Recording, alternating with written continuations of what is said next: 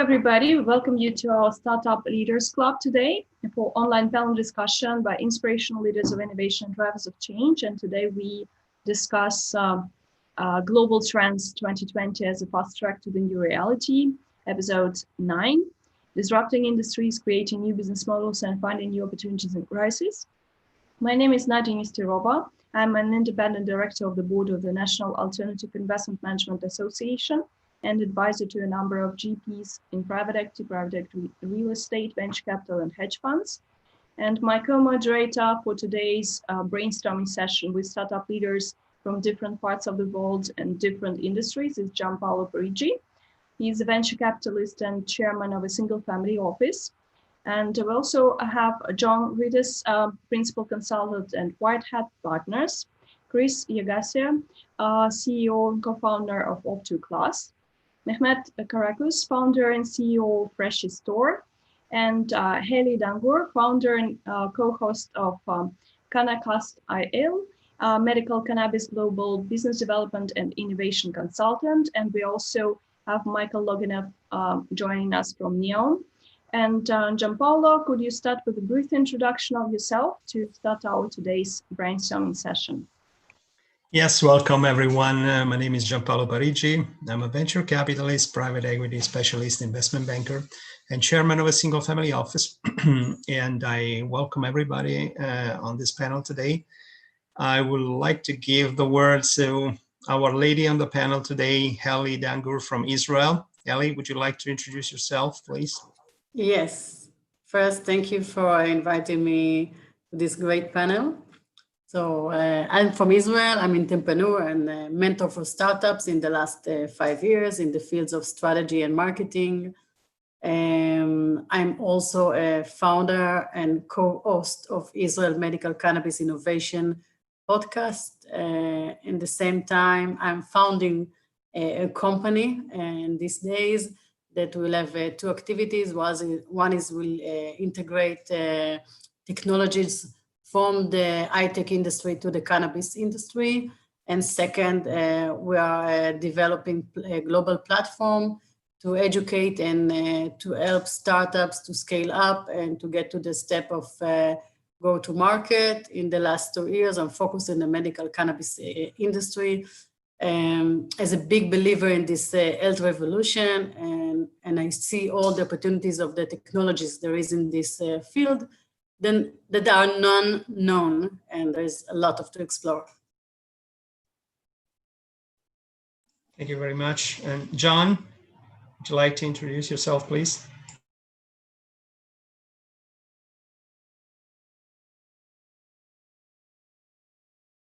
John, you're muted. Don't you hate technology? I'm sorry, my name is John Kreitz. I'm the managing partner for White Hat Partners. Thank you for inviting me here today. I appreciate it very much. We're an auditing and consulting firm in cybersecurity. We help companies upgrade their management practices and security to get various security certifications around the globe. I'm also the Chief Information Officer for Modus eDiscovery. We're we manage a lot of legal technology. I've been involved in several companies over the last couple of decades in as a CIO, as a CEO, as a CFO. I've seen a lot of different perspectives of businesses, and I see a lot of interesting changes with COVID-19, and I look forward to talking. Thank you. And Mehmet. Yes, hello. Thank you for having me here. I'm Mehmet Karakus. I'm the CEO and founder of Fresh Store. We are basically, what we do is we have a zero waste online grocery store in Barcelona. And thanks to having everything online, it's everything easier for us, especially now in COVID, to do everything online, to do everything with delivery.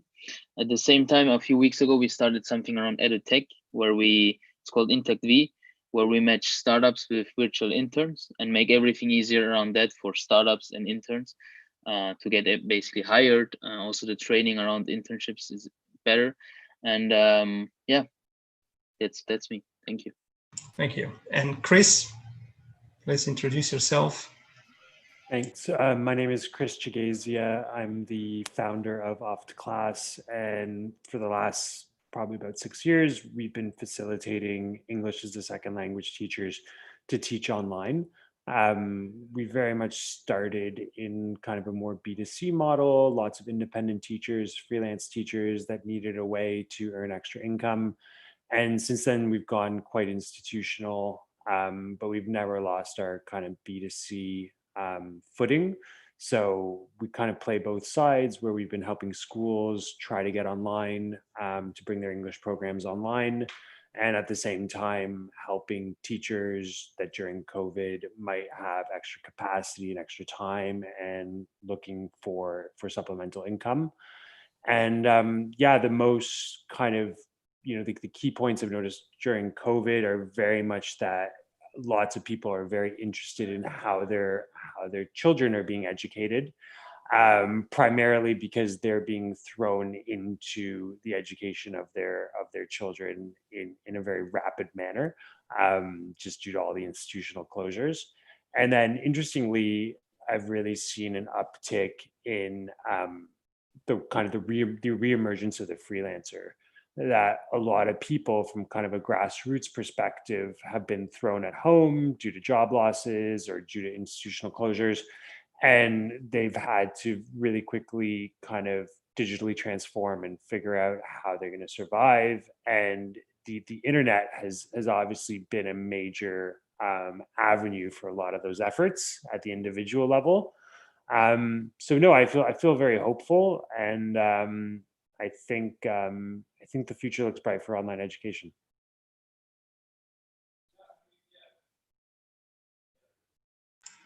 Thank you, Chris. Thank you. Yeah. And I have a question for Heli as well. So what would you tell us about your own segment? Why are you in that sector, and why have you chosen this path? And what's new during the COVID-19, post-COVID-19 actually era, although we have second waves and so on, and we have to get used to this type of crisis. So what would you share with us in terms of trends and opportunities in your area? Wow, it was a lot of questions in one. But I will try to remember. To start with my passion, because this is the easiest. My passion to the cannabis industry is first the social impact. I think in the first time I can work in something that I know, even in the end of the value chain, that I can do some impact of painful people that suffering from a disease and don't have any answer in the regular health process. I started this industry to work in before 2 years ago as a business development colleagues. And I think in this field, as a business development person, is like a candy store. Like for me, when I'm getting into this industry, I see so many things, and I want to touch everything, to explore. And this is the situation with the cannabis. I'm always reading, always researching, always scale up and make my network bigger all around the world. And there's plenty of opportunities. This industry is touch and engage with 23 different industries. And of course, also tech verticals, edtech, AI, IoT, cyber, everything that you think about, you can find opportunity in the cannabis industry. So there's plenty of opportunities to scale up and to work in this career. This is about my passion. You ask about, can you repeat? I can't remember. What are your current observations in your segment, in the current situation, post-COVID? So there's two parts in this segment. If I will do it roughly, there is the adult use that people consuming for fun or just to relax in the end of the day. And there is the medical use that people consume this process by doctors. Like you need to be registered and get the license from the health, the government department. In the adult use, I would say this is a big opportunity, and this COVID people consume much more. I believe there's much more tension in these times, and people want to relax more, so they consume much more. And there's online marketing in this industry, and it wasn't a problem to consume it and to invite it. So the sales raised, and the people were really happy about it, the one that they're dealing in this part of industry. Regarding medical cannabis, this industry is a long-term observation. And there's clinical trials for long-term prospection when you get the revenues. And it's based on raising money most of the time for the clinical trials, a lot of money, a lot of millions. And this time they're getting a lot of problem to raise the money. And there's a few reasons for that. As my opinion is that first, I think, but my colleagues in here will say their opinion, it's difficult to raise money by Zoom or by online. I think one of the things that an investor is investing is in people, and you need to feel the intuition and the chemistry with the person that is investing. This is the most important to see if he will take the product to the place that he want to get. And second, cannabis is unstable industry yet, and there's also taboo on this industry, and not a good image in any place. So there's a few reasons that it's more difficult to get money raised. And as you know, the skies are closed, and we cannot reach to meet investors in other countries.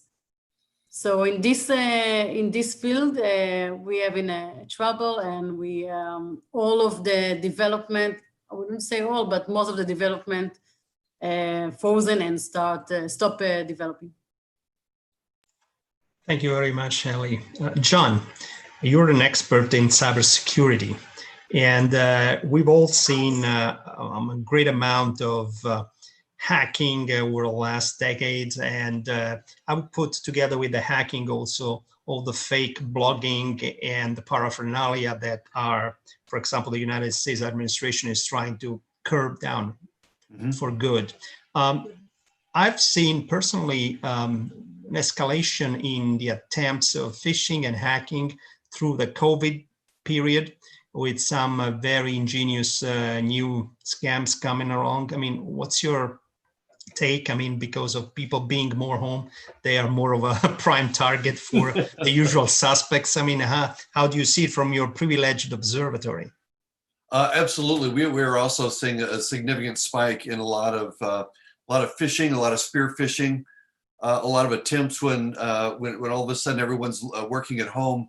Someone that used to, where the CEO might walk into their office and request for something, now they get an email that's supposedly from the CEO that says, transfer this money immediately. And hopefully that we've been training people enough in the past years not to fall for things like that. So I think people are going through an educational curve.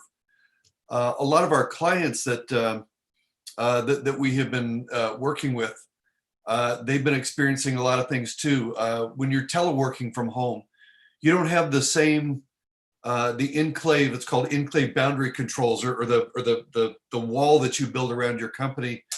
So when you're working from home and you have all of your internet as a technology, when you have your thermostat on the internet and your refrigerators on the internet, people can hack into your thermostat relatively easy and then pivot onto your computer. So there's a lot of learning curves going on right now. But I would have to say, in general, I see a lot of our clients are actually benefiting from this. They say, necessity is the mother of invention, and this is true. Some of our clients, and this goes from an experience several years ago, where we had a client when gas prices rose to $4 a gallon here. They said people couldn't afford to come to work, so they went to a one-day work week.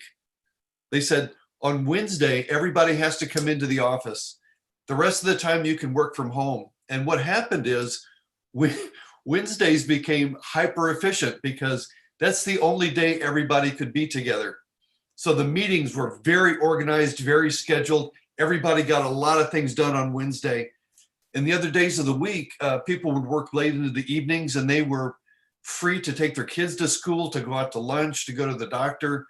And it became a better way of life, and it became a preferable way to employ people. So I see a lot of our clients that are telling me that when this COVID-19 thing is over, they don't plan to go back to the same way that life was before, that there's a better way to employ people. There's a better way to work.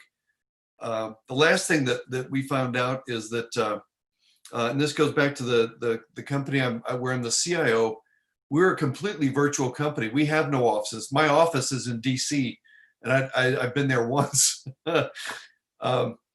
We are able to hire the best minds regardless of where they work. So we don't have a physical office and say, I want to hire the best people within 50 miles. We've hired the best people across the country. And since we are virtual, we don't need to be physically in front of each other. We benefit from that as a company. So I see a lot of interesting things happening in the industry. Thank you. Thank you very much for this. Thank you, John. Nadya? Yeah. Mehmet, a question to you. What are your current observations in your own segment? What are the new trends and what opportunities you find to your best? Thanks. So basically, in the delivery sector, in around online delivery, grocery delivery, as we see now, Amazon, for example, they hired a lot of people. Instacart in the US, they hired a lot of people. So we were like on point actually with this, because we already saw, or we already thought, okay, online delivery will be trendy, or it's coming. But now with COVID, it was perfect for us actually, because people had to order things to their houses because they were in quarantine. That was great, but they really also cared more about hygiene, especially in Spain. So we had to change a bit in that sense. And our second startup, which is actually linked to the first one, around internships, is that we saw when we had interns, as John also said before, it was hard to basically hire them and train them and communicate with everyone online. So we had to have a solution there, and we didn't have one. So we created that. And yeah, I see it as John, and as he said, that it will change, so that offices will not be full anymore as before. Startups will change towards remote working more, because you can hire everyone from all over the world and more talented people. But there has to be solutions. So communication is really difficult right now, because in the office you can just talk with each other. So yeah, there has to be solutions, and hopefully we will create one. There will be more solutions for that. Also networking, we saw that networking is hard to do because you cannot meet people. So there's other applications such as Lunch Club, where you can meet online people. So there are many things going on virtually. But yeah, I hope it will change and there will be more human touch to it. But yeah, that's from our sector. Thank you so much, Mehmet. And Mike, could you also introduce yourself and your company? You're muted. Can you unmute yourself first?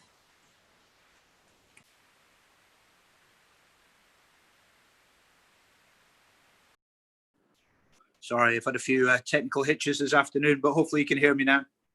Yes, that's perfect. Just introduce yourself, your company. Yeah, sure. Well, I'm Mike Loganov, and I'm Chief Information Security Officer for NEOM. We're not a company, but we're literally a new country that we're establishing in the northwest of Saudi Arabia. It's a $500 billion initiative, which will be the size of Belgium, and will include a number of mega cities, one of which will be around about the size of, 33 times the size of New York. So NEOM is the name of the country, and that stands for New Future. So we have an unprecedented opportunity, really, to develop a whole landscape from the ground up. So my responsibility as Chief Information Security Officer is really developing a pristine digital world where we're focusing very much on new innovation, investing heavily in new technologies, new approaches, and really, NEOM, as I said, stands for the land of the future. So it's a great place to be, great opportunity, and be very happy to take any questions that you have for me. Yes, sure. So what are your latest observations in your segment? What's new? What new opportunities or challenges you can track? Well, we're a government entity. We have 16 sectors that we cover, you know, everything from logistics, transportation, food, aircraft. We're looking at drone technology. We're looking at autonomous vehicles. We're completely greenfield, and everything is developed really with green energy. It's all renewables. First country in the world that's completely green energy. So we've got all the usual scenarios of ensuring that with the technology that we do bring in, that it's clean. We spend a lot of time protecting our physical environment, our unique marine life, and the coral reefs. We're putting as much effort into our digital environment as we are the physical environment. And today, you know, the big challenge is ensuring that we're not deploying technology that's full of malware or software that is that I call toxic. And beyond that, we've got the usual issues around defending our digital space. You know, we're a very, very high profile entity, and as you might expect, there's a lot of people interested in what we're doing around the world. And so yeah, just making sure it's all protected, the threats are managed, and we monitor and keep our space safe. Thank you, Michael. And Chris, do you find it rather amusing that people who are going to speak English as a second language might become the majority of the population in your part of the world? And that this is the, let's say, the fun part of it, but how do you see that, you know, an opportunity in your business? Oh, I guess the world needed a lingua franca to connect however many billion people there are now, and it de facto became English. It wasn't a good choice in a language. Anybody who's learned English as a second language, I guess a couple of the participants here know that it's a relatively unstructured language. There's a lot of irregulars. It's not as pattern-based as a lot of languages. So it wasn't a great choice, but it is just the de facto lingua franca. And you know, a lot of times when I talk to, you know, other founders and people that don't work in education technology, they sometimes be like, oh, like, do you guys do other languages? Do you guys do you want to scale your platform for science and math and just other verticals? And like English, that sounds so specific, and it's the opposite of specific. You need actual specialization within English as a second language, because there are estimates of there are 3 billion people on Earth right now learning English in some way, like in some capacity. So it is the opposite of a defined field. It is actually really, really broad.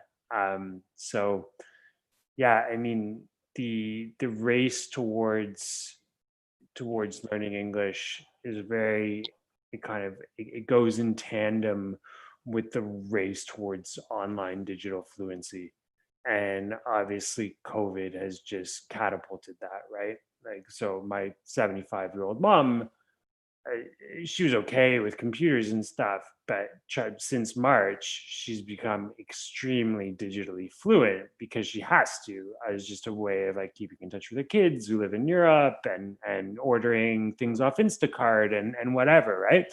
So her kind of rise in digital fluency, the exact same thing, obviously there's a bit of a lag, but the exact same thing is happening in tandem with learning the English language. People that may not have realized they need to speak English are realizing that, no, you need the actual language of the web. You need the global language of communication to exist as a global citizen. And for whatever reason, you know, historical happenstance, British Empire, whatever it was, American kind of culture post World War II, it just happens to be English as the de facto kind of global lingua franca. So yeah, it's fascinating, and this was already happening, of course, but COVID has just accelerated it all. Yeah.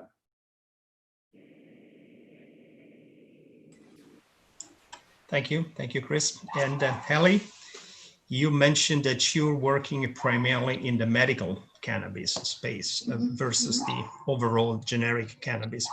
I'm advising the most prominent Brazilian medical cannabis company. And I've seen that there's a continental divide between really medical cannabis companies around the world and generic entities. How do you reconcile the industry?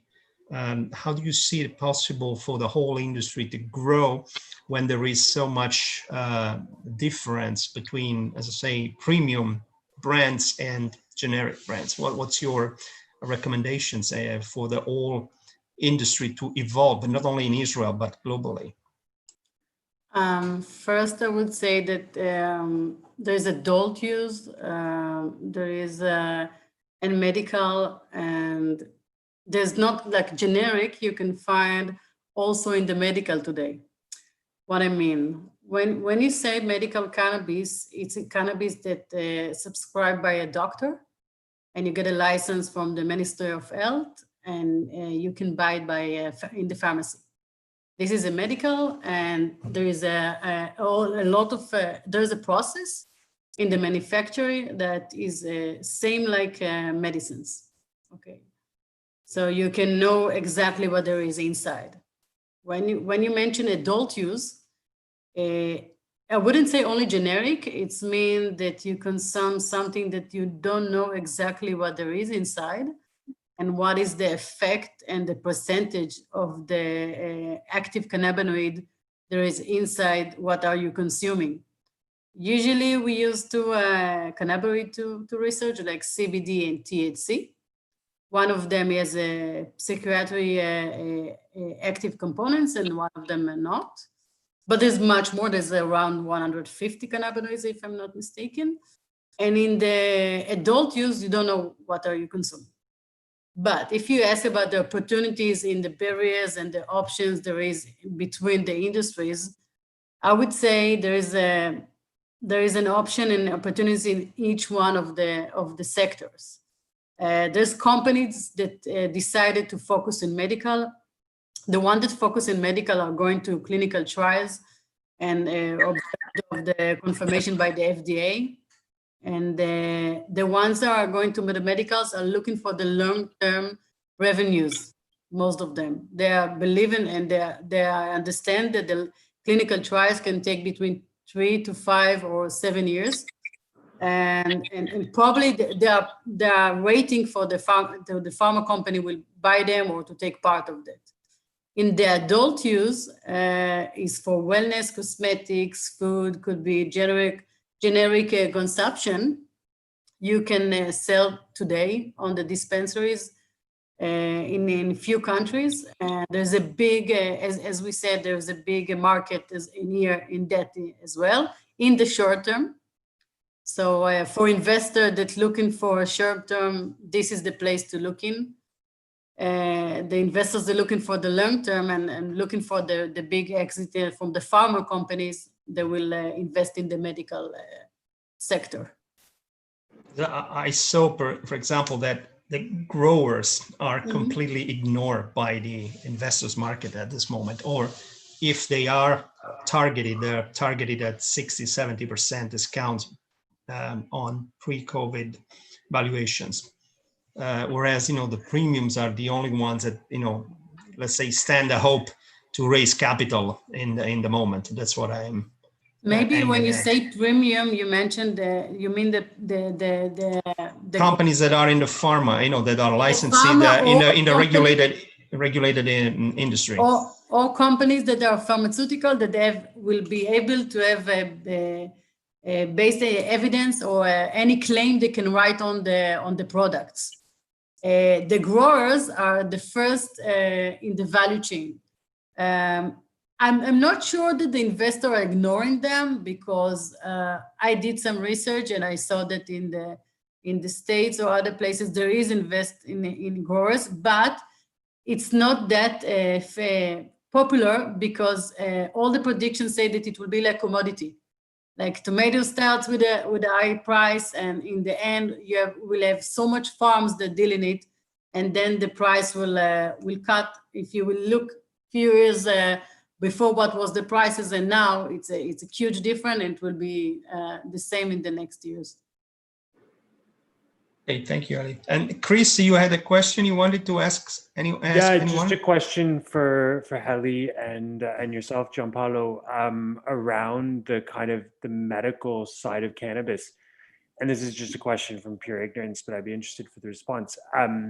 Is there a significant amount of like kind of double-blind, peer-reviewed analysis linking cannabis to actual like cure or outcomes when it comes to like specific medical ailments? Yes, there is. So a doctor feels comfortable in 2020 saying, okay, you have this, you take this dosage of cannabis and it will cure this disease, or? Not yet. Okay. First, there is in Israel right now around 300 clinical trials that active and trying to find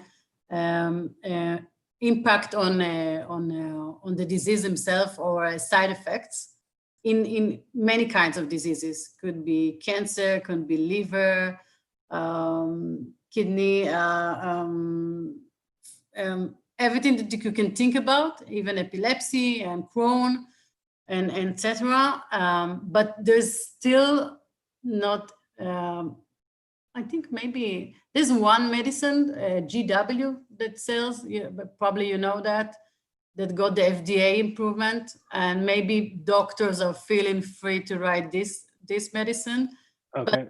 But the rest has not yet published the results.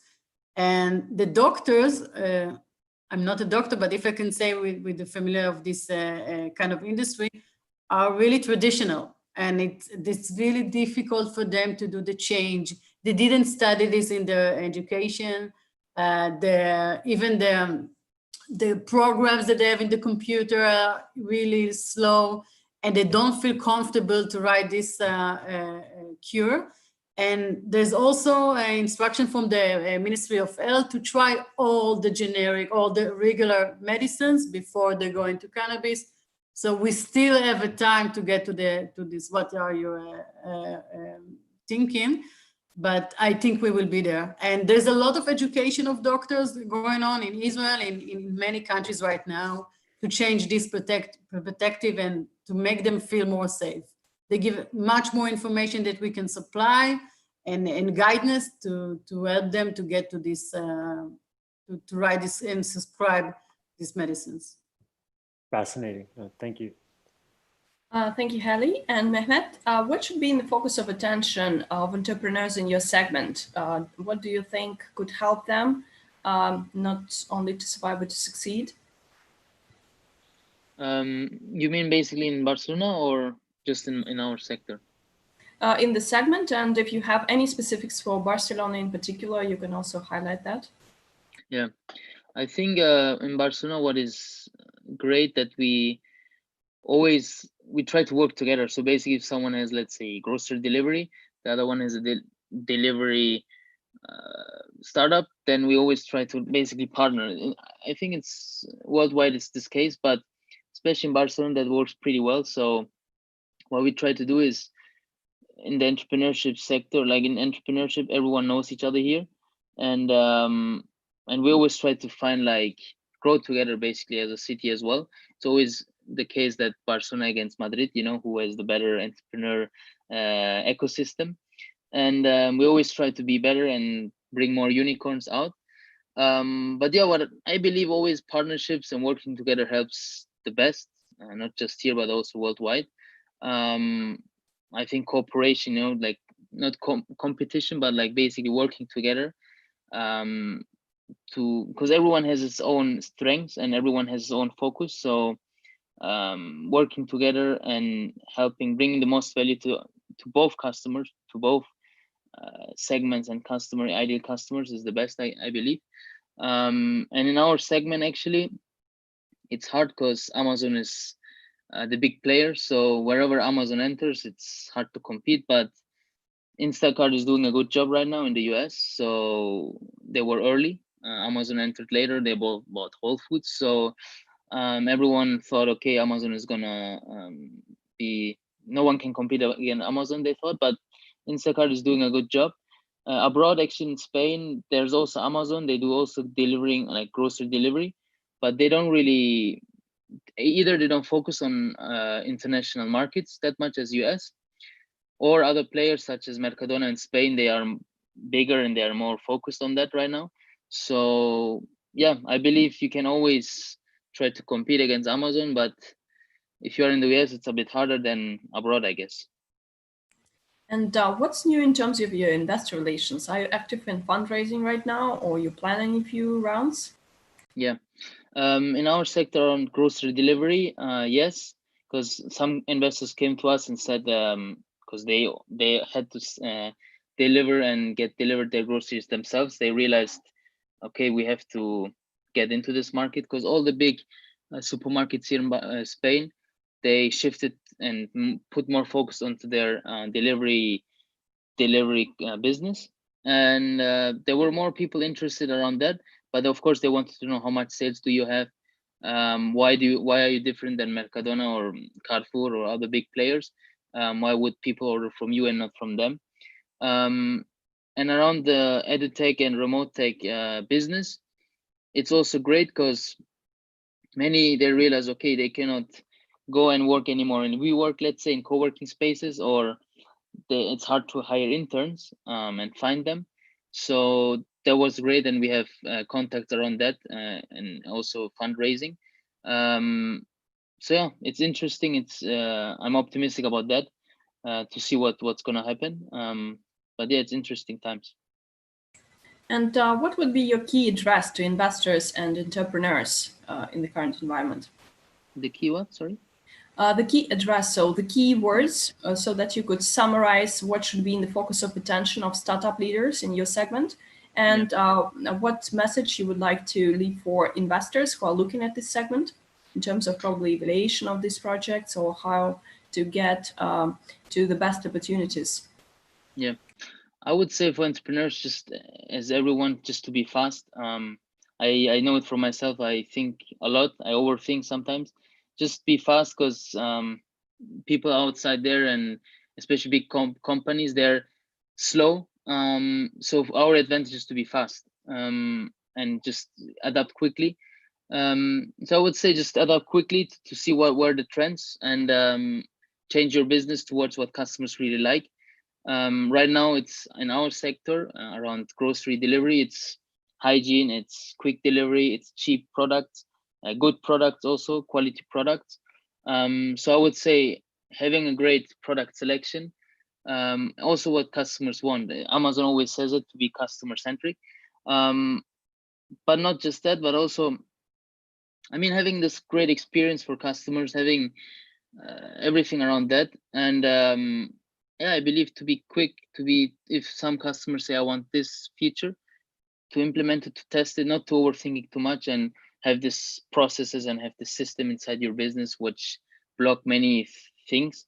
So yeah, I would say be quick and adapt. Thank you so much, Mehmet. And Gianpaolo? Yes, I have a question for John. John, you know, in the United States, about $500 billion is infused in the economy every year, funneled into startups. And 98% of this money does not come from the venture capital industry. It comes from family and friends, from personal savings and credit, just really the bootstrapping of the economy. Do you see, because you've been working in different sectors and in different capacities across a number of different boards in various companies, do you see any modification in this relationship overall in the wake of COVID, or things will remain as they are in the status quo? Basically, most of the investments for new entities will still have to come from the founders inner circle and the banking system?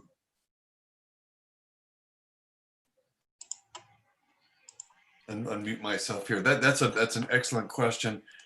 First of all, with the VC firms that I currently deal with, a lot of them are going through a shockwave right now because a lot of their investments, their portfolios aren't generating the revenues that they thought this year. So things that they thought were going to be a home run are turning out to be not so much. So they're under a lot of stress right now with the economy, the way that it's handling.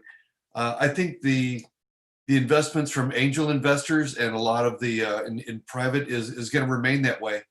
I think the organized firms that are investing capital are going to be strained in the next 12 to 18 months. I think you're hitting the mark on the head that most new venture startups are going to be privately funded. Absolutely. Thank you. And Mike, in the new state NEOM, of course, the investment has been done exclusively by the state so far. Probably last time we checked at the same $500 billion amount for the first phase. Do you see or do you anticipate private investors coming in more rapidly as the second stage of the development of the state will advance, or what's your read in the position where you are now?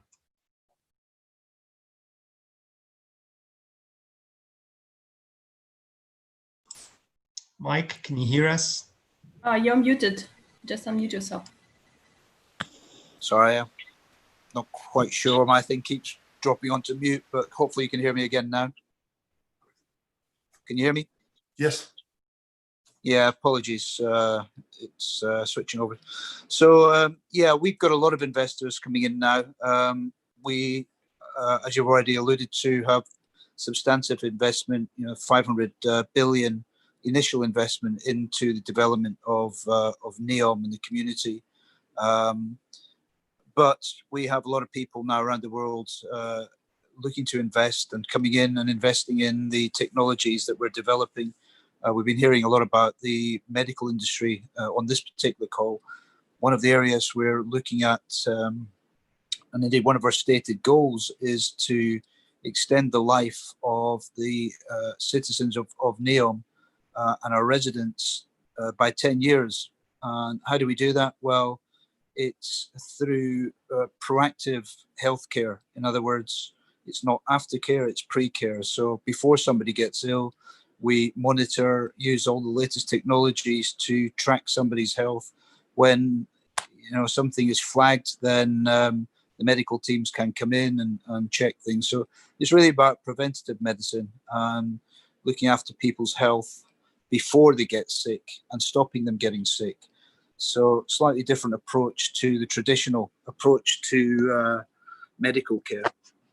But from an investment perspective, we're seeing a lot of interest from ethical investors because we are very much focused on renewables, green energy. For example, we're building hyper data centers.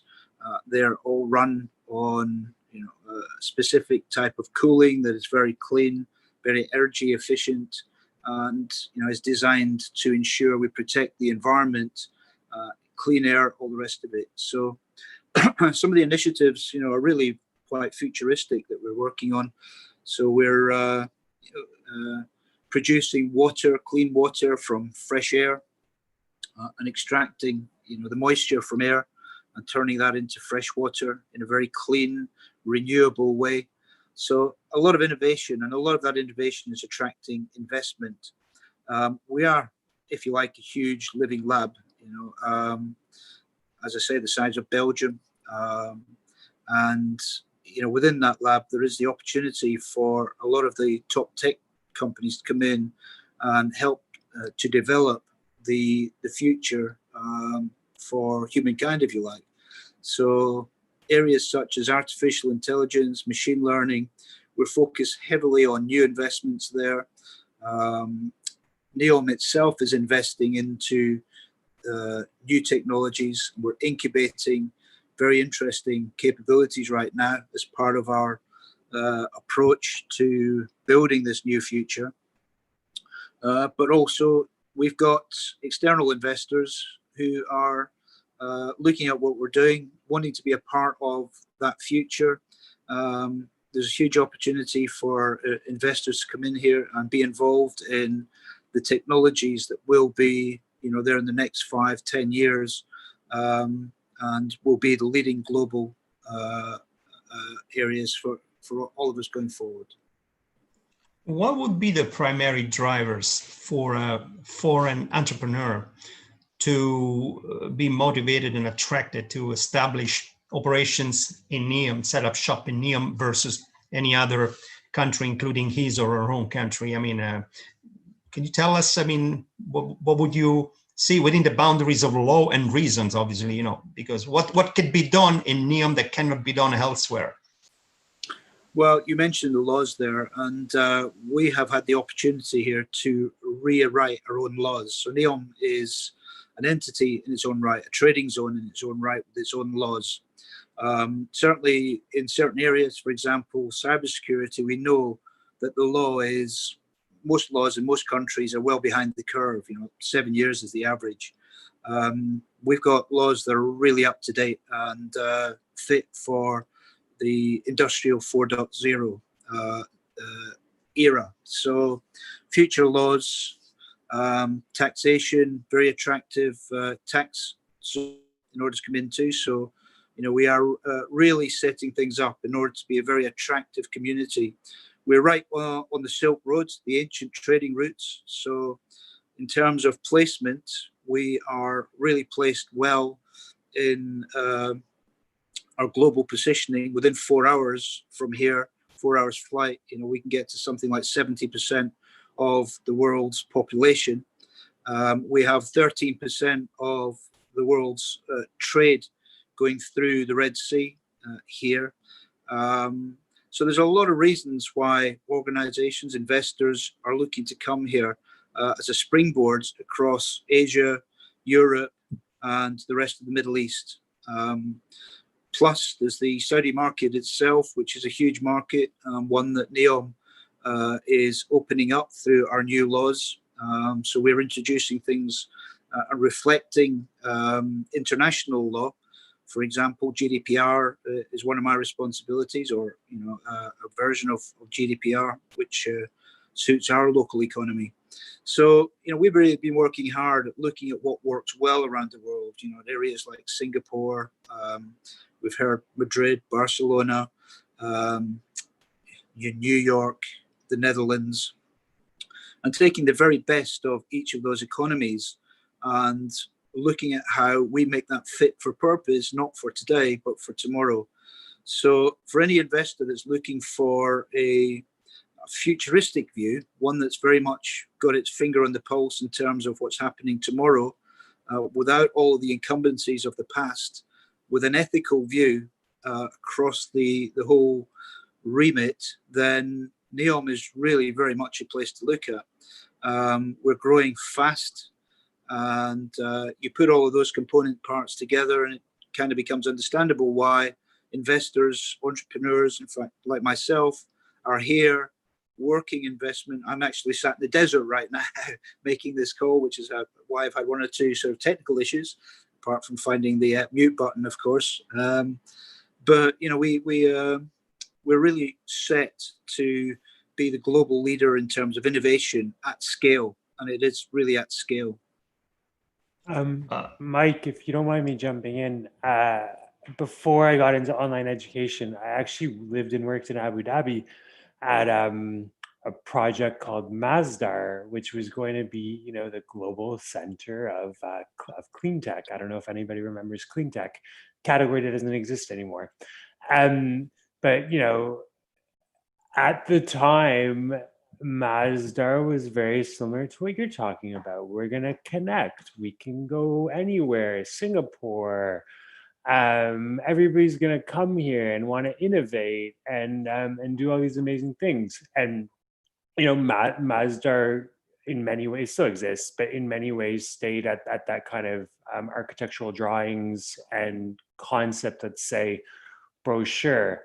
How are you kind of working on your city of the future and going to make sure that it doesn't go the way of a Masdar of just being the drawings and the plan and the innovation and the $1 trillion of investment, and like working on actual tangible reality, because so many of these future cities of the world just kind of never end up happening?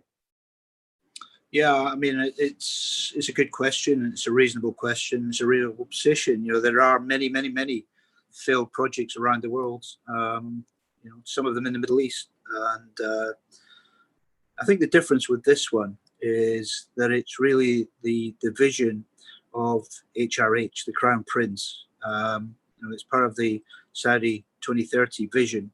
Our chairman for NAIMA. NAIMA is the #1 flagship giga project in the kingdom, and with HRH, the Crown Prince as our chairman, it's his vision. So he's a young guy. He's very motivated. He's very driven, and we have his full backing in terms of what we're doing. So, I think that makes a huge difference. Beyond that, we're actually executing on the plan, and the people that we have here engaged in NEOM and the delivery are very much completer finishers. We start off with our plans, we define them, and we're implementing those plans now. We've got a very clear approach to doing so. COVID, quite frankly, hasn't impacted our plans. It hasn't slowed us down in any way. We shifted instantly to remote working. If it's impacted anything, then it's the building aspects where people need to be on the ground and putting stuff in the ground and putting buildings up. That sort of stuff perhaps got impacted slightly. But the key thing is we've got a long-term view. We were expecting and planning for the black swans, if you like. We know that things like this will happen. So, I think the short answer to the question is that the energy and the expertise and indeed, the authority that sits behind NEOM and what it's doing as a flagship project for the kingdom, plus some of the other drivers, that the kingdom is keen to find alternative sources of revenue or an economy beyond oil and gas, I guess, for obvious reasons, moving into the future, looking at green energy and all that sort of stuff. We've got huge reserves of solar energy here. It's one of the best places in the world to set up solar farms. We've got wind energy. We're on the coast by the Red Sea, so the two complement each other. As battery technology develops, that becomes more and more reliable. And this is a great, exciting place to be. Unless you're here enjoying the buzz with all the innovation that's going on, we're bringing really some of the greatest minds together in the world. We've got the guy that ran the Great Barrier Reef in Australia now looking after the reefs, and he lives about 3 doors down from me. So I pop round and we have fantastic conversations around what he's doing with the environment. And every other neighbor is doing something that's extremely innovative and exciting. So the energy around it is just phenomenal, and the drive from HRH is there as well. Thank you, Mike. Nadya? Yes, sure. So we have a final couple of questions to John and you, Hallie. So John, you have a couple of minutes also to go. So what would be your key recommendation for startup leaders, serial entrepreneurs in your segment if they plan fundraising? So what should be in the focus of their attention?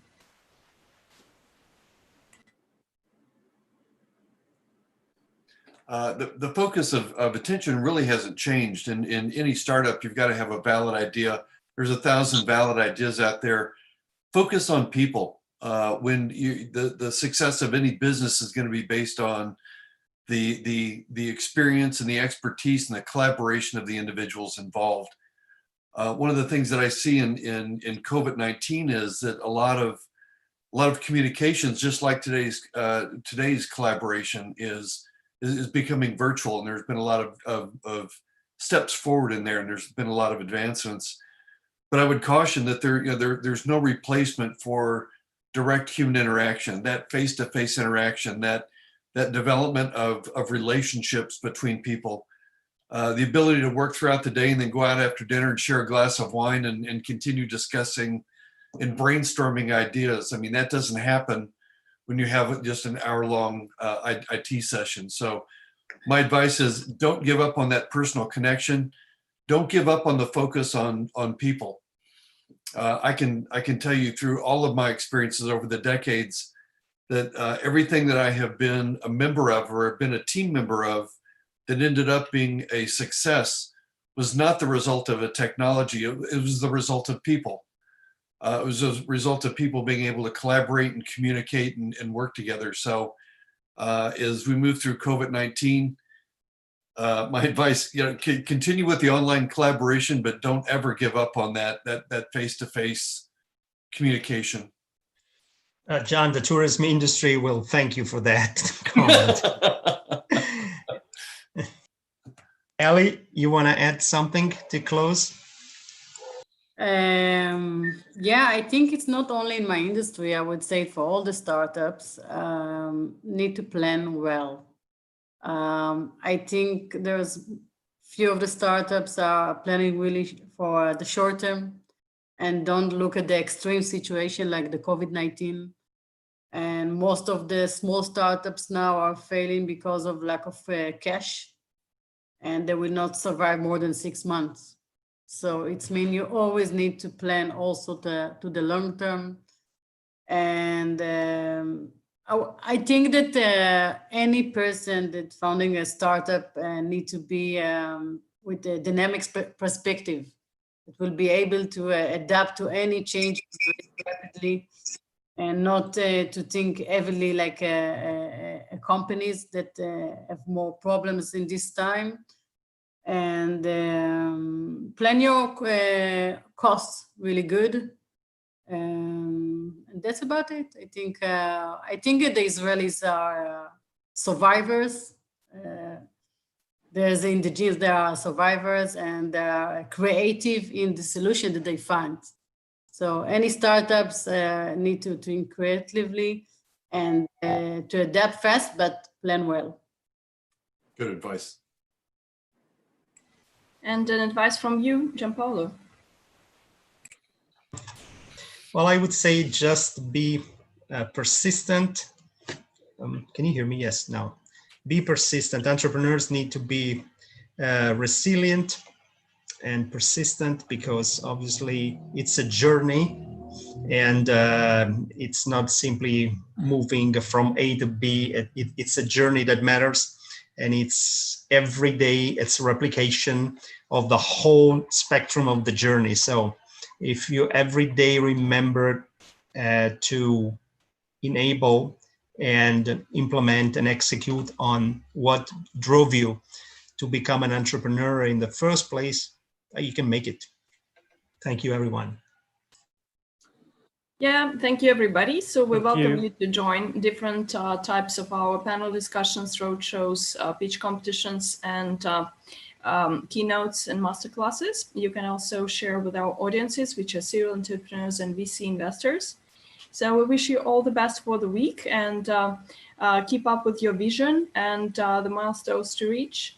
And join us anytime you're ready. We'll have next week 3 new Startup Leader Club gatherings for the new brainstorming sessions, 3 roadshows, a lot of demo sessions, keynotes, and masterclasses.